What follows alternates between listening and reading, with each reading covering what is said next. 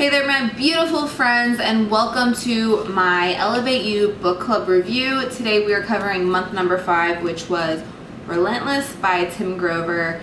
And I do have to say that this book was not what I was expecting, but not in a bad way.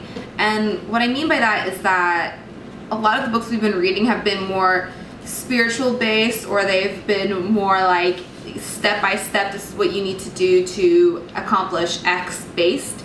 And this one was super like in your face, like rah rah rah, let's go, like super motivating and pumped up. So I really enjoyed it because I love that mentality, especially as a competitor. It's something that fuels me to work harder and to be my best self.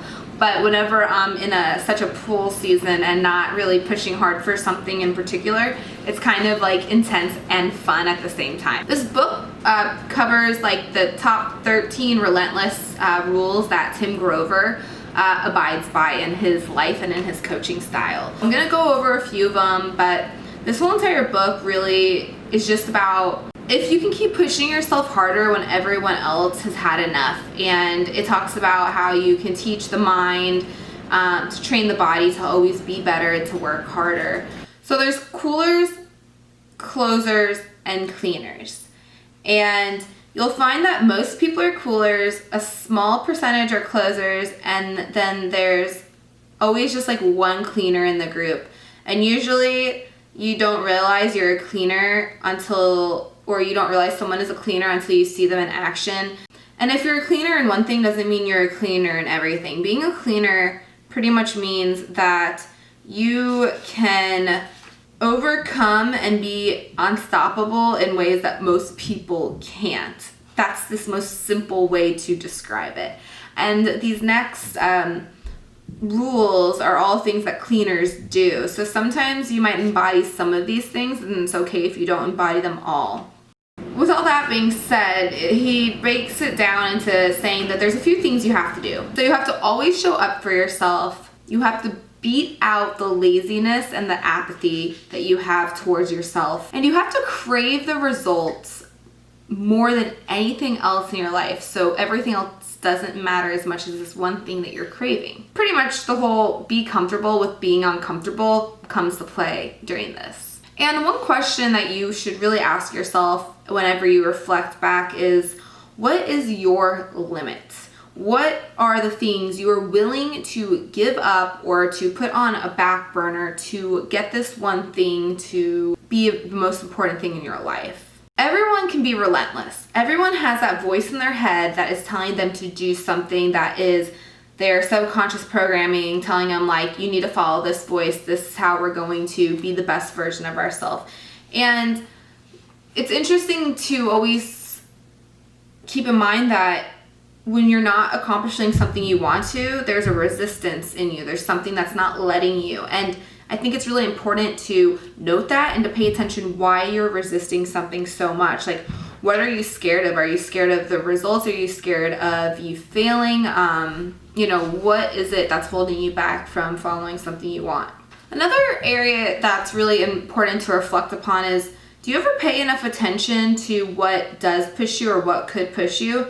And then do you ever reflect after you have a good day or a good performance and what benefited you into having that good day? Maybe you started the morning with gratitude and with meditation or being outside, having a cup of coffee, something that grounds you, that makes you feel good about yourself or gets you thinking in a positive mindset, which is going to, in return, make you have a better day. So I would challenge you guys to really spend some time thinking about that. And I would just say that's about being able to get in the zone and push that button to just turn on. And when you're doing a competition or when you're building a business or when you're trying to get better at a relationship, sometimes you have to be able to just press a button like Tim Grover says. And that's not always easy whenever you aren't sure what it is that pushes you to be better. So a cleaner always knows who they are, and they often refuse to be taught, conform, and behave. They follow their instincts, and normally people around them trust them to make the final decision. But Tim very briefly talks about how if you know who you are, you have to follow that direction. Because if you change your natural instinct, you're going to end up having a problem. And what I like to call this is just like you become unaligned with yourself and your values and what makes you you.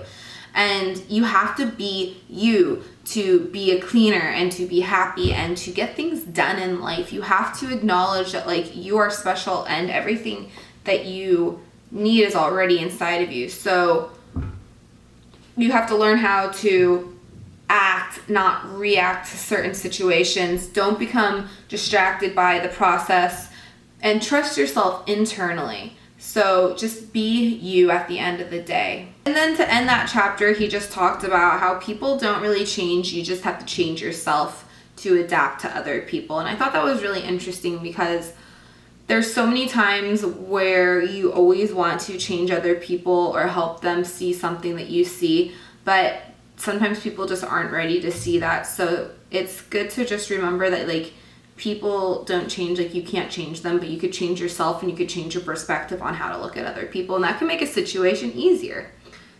So one important lesson in this one that I feel like I've struggled with is just admitting when you're wrong and just being able to say, I fucked up. And that's a really important lesson to have. So thank you, Tim Grover.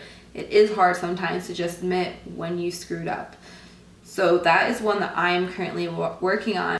There's also a few characteristic traits that being a cleaner means, but I see them kind of as flaws at the end of the day because you're desensitized to criticism. And what I've seen in my life play out is I don't feel like I understand criticism. So when I give it out to people, even if it's a kind way to myself, to other people, they don't take it in that way. So people like my boyfriend feel the blunt of that. And sometimes the criticism isn't as nice as I think it is when I say it.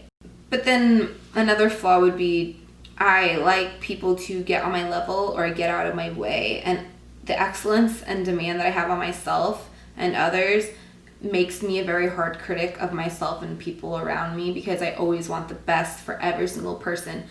But that's not always how things need to be. Now, there are a few good things about this, and I feel like the moment that you can move on from something, you can create a solution very easily, that you have the confidence to trust in yourself, that you can handle anything, that you learn to laugh at yourself, that you have gained respect for yourself, that you stand by all your decisions, and that you set your own standards of rules that you've learned from, and that you're really good at adjusting to a situation for yourself. So there are a lot of really good benefits, but those couple character flaw traits are detrimental, I feel like, to certain people. Now, another flaw is that you can get aggravated and emotional when people don't show up in your life. Your team doesn't show up as he prefers. And a team doesn't mean your basketball team. It means your family, your friends, anyone that's close into your life that isn't doing what you particularly want them to do. So a great leader puts people where they can exceed. And this is something really important to remember as you're trying to lead other people in your life. You have to give them the opportunity to grow themselves. You can't always tell them what to do or they won't listen or grow. And not everyone's gonna like you when you do this. Sometimes you just have to be unliked or disliked a little bit to help other people.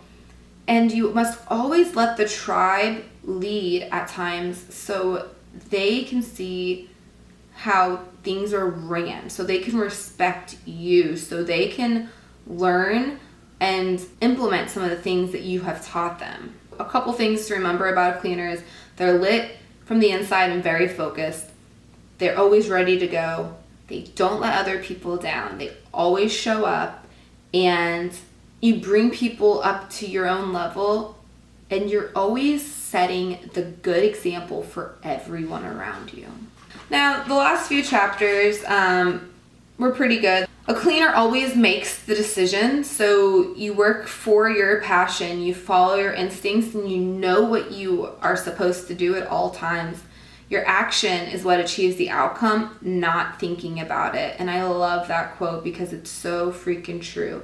You always go with your instinct, you stop thinking, you just create, and you have an increased tolerance for pain because you just put yourself through so much of it all the time that it just seemed kind of like the norm. And being the best just is the choice at the end of the day. So are you going to show up and be the best version of yourself? You know, once again, going back to that first question, what am I willing to go through and deal with to become the best coach, to become an Olympian, to become the best wife, mother, friend, whatever that might be. Now, another thing, a cleaner, is they're addicted to the results. You know, this is a blessing and a curse. You have to earn it, and you have to remember that every decision that you make leading up to this is going to make a difference in that final result. And, you know, one quote that was really freaking tight was, take the stairs, stop looking for the elevator. There is no easy way to get what you want. So, you know, sorry, not sorry, you just have to start working for what you want. You have to be willing to sacrifice a lot of things to get that final goal that you want. And I do like this because it is so easy to get burned. It is so easy to be held down by people that don't have the same core values as you. It is so easy to be around your family and just be put down for being different.